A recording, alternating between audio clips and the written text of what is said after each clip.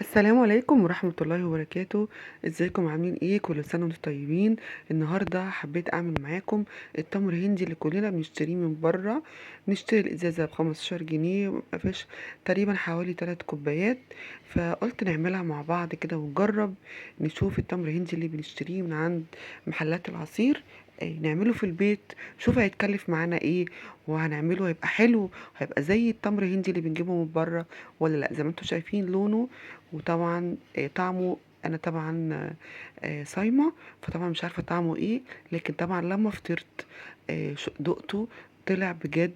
لخبطت الازازه اللي انا بجيبها من بره بتاع العصير عشان اعرف رايهم، هل اللي انا عملته زي بتاع العصير ولا لا. طلع بجد محدش فرقه عن طعم العصير خالص. دلوقتي بقى هنسمي الله وصلى على سيدنا محمد عليه افضل الصلاه والسلام. وانا جبت هنا، قلت اجرب الاول نص كيلو سكر. جبت لون شوكولاته. هاخد معلقه صغيره من لون الشوكولاته، هحطها على النص كيلو السكر، وابتدي ان انا اقلب كل ده مع السكر. هيغير لون السكر خالص. وكمان هجيب هنا عندي معلقه ملح ليمون. معلقه ملح ليمون صغيره للكيلو. لنص كوباية، نص كيلو سكر معلقة صغيرة. ومعلقة معلقة لون شوكولاتة، ومعلقة ملح ليمون. وكمان هناخد معايا كمان مكون تالت، اللي هو الاسانس بتاع ريحة التمر هندي. بس لما اقلب كل دول مع بعض، بدأ طبعا لون السكر يتغير معايا زي ما انتم شايفين بالشكل ده كده. طبعا اللون الابيض اختفى. وكمان لما احط اسانس التمر هندي هيتغير تماما لونه. اتمنى يا رب كده الفيديو فعلا يستحق التجربة. لانه بجد احنا كلنا كل يوم على الفطار بنشتري، لازم تمر هندي بيبقى موجود على الفطار. فطبعا ال- الحالة بقت كلها غلاء في غلاء. فكمان احنا عايزين نقتصد ونحاول على قد ما نقدر الحاجة اللي نقدر نعملها في البيت نعملها. انا خدت هنا معلقة. المعلقة دي يعني مش واسعة قوي، مش غويطة. فانا خدت معلقة وشوية كمان، حطيتهم على السكر. بدأت اقلب لغاية ما كل القطرات اللي انا حطيتها دي، اللي هي مبلولة دي، تختفي مع السكر ولونه يتغير. فزي ما بقول لكم احنا عايزين نتحدى الغلاء، ونعمل اي حاجة نقدر نعملها في البيت. اذا كنا نقدر نعملها نحاول نعرف هي بتتعمل ازاي.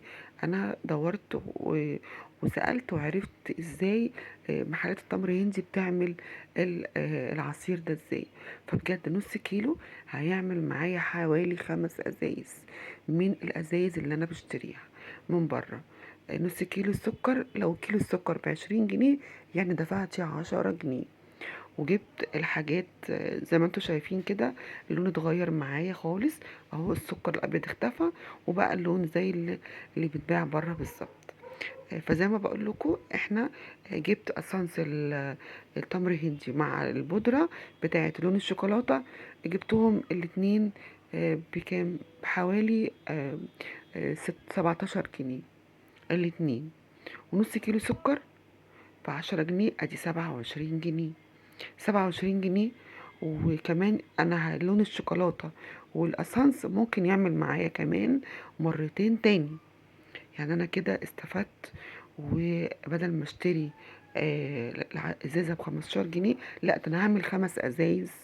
مش هتكلفوا معايا 10 يعني، اه حوالي 11 او 12 جنيه. وانا اشتريهم من بره ال5 ازايز بحوالي 75 جنيه. ب75 جنيه. يعني انا وفرت كتير وعملت حاجة نظيفة في البيت. زي ما انتوا شايفين كده انا جبت العلبة دي بتاعة تبروير. هحط فيها العصير واخليه في التلاجة. وكمان مليت معاكم كمان هملة، هخففه طبعا لان هو تقيل جدا. 5 ازاز. انتوا ممكن بقى لو عايزينه تقيل هيبقى في ايديكم، على حسب ما انتوا عايزين طعمه ازاي تخففوا بالميه. انا بدأت ان انا اقلب بقى السكر كويس جدا لغايه ما يدوب معايا، وخلاص كده يبقى التمر الهندي بتاعي جاهز. مخدش مني وقت، بسرعه جدا، نظافه، كمان توفير. طعمه بجد كان حلو جدا. لما اختبرته الولاد بعد الفطار، غيرت لهم الازازه زي ما قلت لكم، وبجد ما فرقوش اللي بره عن اللي انا عاملاه. اتمنى يكون عجبكم الفيديو. كنت معاكم سولا، منوعات سولا.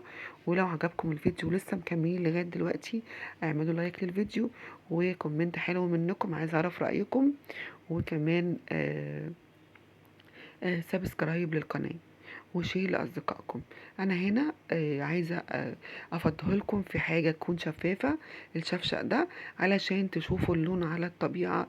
ممكن تكون برضو العلبة دي مغطية اللون شوية. أنا كنت عايزة فيه كان زي ريم كده بتاع السكر، فحاولت إن أنا أشيله بالمصفى، لكن هو مفيش أي حاجة في المصفى. ادي شفتوا اللون اهوت، بجد طالع طعمه تحفة جدا وجميل. وهحط لكم كمان في الكوباية احلى عصير تمر هندي ممكن تعملوه. بجد طعمه حلو جدا، ولونه بجد، وريحته كمان ريحة التمر هندي كأني جايباه من بره. هزوده هنا بمية ساقعة كده، عشان اللي انا حاسة ان هو تقيل معايا. شايفين الريم اللي على الشفشق ده كده على التمر هندي؟ انا بحاول هشيله دلوقتي بالمعلقه، متقلقوش منه خالص. لما يتقلب كويس هيختفي ومش هيبقى موجود خالص. وادي الازايز اللي انا عملت مليتها، حطيت هنا ازازتين. وادي الكوبايه اللي قدامكم. دي الازازه اللي انا بشتريها من بره ب15 جنيه، ما بتكفيش الصراحه. حاولت ان انا احط لكم في الازايز عشان تعرفوا ممكن تعملوا كميه قد ايه من التمر هندي. بجد طعمه تحفه جدا، ويا رب يعجبكم. وكمان الشفشق ده هيكفي كمان ازازتين او 3 ازايز لو انتوا خففتوه. لو مش عايزين تخففوه يبقى يعني معقول وكويس على حسب طبعا اللي بتحبوه. اتمنى الفيديو يعجبكم. مع السلامه.